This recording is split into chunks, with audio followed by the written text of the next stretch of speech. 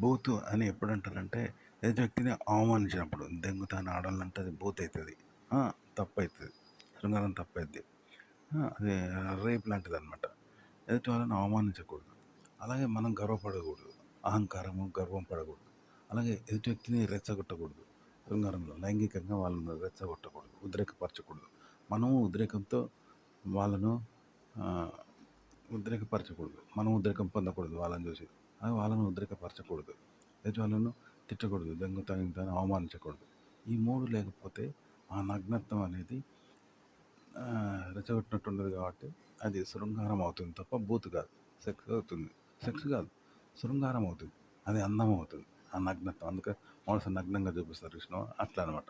కాబట్టి ఇలా మీరు రాగద్వేషాలు ఏదైనా ట్రెడిషనల్, ఫ్యామిలీ కల్చరు ఏదైనా ఇలా పెట్టండి, ఇలా రాయండి, ఇలా మాట్లాడండి.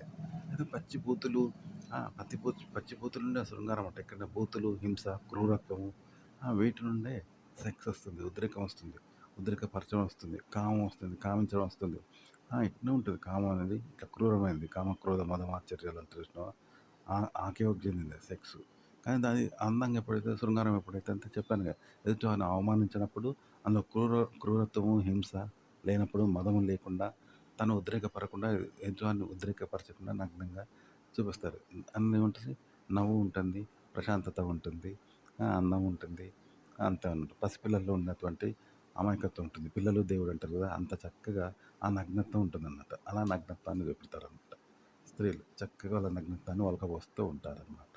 దానిలో తప్పేమి ఉండదన్నమాట. ఇగో కాబట్టి నేను నగ్నత్వం గురించి చెప్పాను. ఫ్యామిలీ ట్రెడిషనల్, మదర్ అండ్ సన్ను ఇట్లా ప్రతీదీ ఇలాగే చూపెట్టాలి. ప్రత్యేకతను, గొడవను, హింసను, క్రూరత్వాన్ని, ఏదైనా ప్రేమను ఇలా చూపెట్టాలంట. ట్రెడిషనల్ అయినా సరే ఇలా చూపెట్టాలి. ఇలాగే రాయాలి, ఇలాగే చెప్పాలి, ఇలాగే మాట్లాడాలి.